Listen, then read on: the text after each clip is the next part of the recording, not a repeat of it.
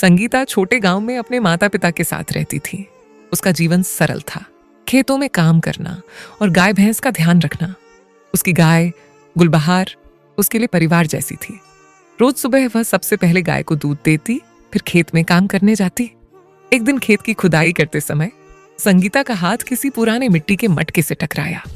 मटका भारी और पुराना था, जैसे किसी समय बहुत कीमती चीज उसमें रखी गई हो।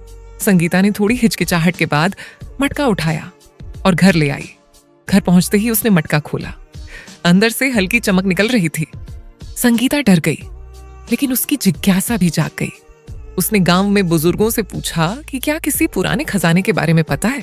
किसी ने केवल इतना कहा, कुछ चीजें इतनी कीमती होती हैं कि लालच इंसान को बर्बाद कर देता है। संगीता ने मटका अपनी कक्ष में रख दिया।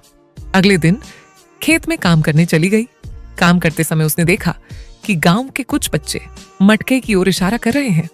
संगीता ने सोचा कि अगर वह कुछ नहीं करती तो गांव के लोग उसे देख लेंगे। उसने मटका वहीं जमीन में दबा दिया और चुपचाप घर लौट आई।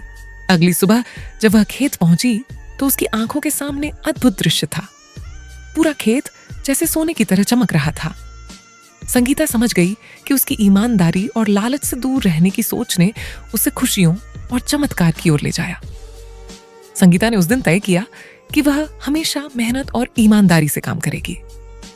उसके गांव वाले भी उसकी साहस और समझदारी की तारीफ करने लगे।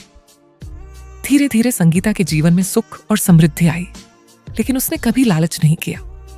वह मटका अब केवल उसकी यादों में था, लेकिन उसका प्रभाव गांव और उसके जीवन पर हमेशा बना रहा।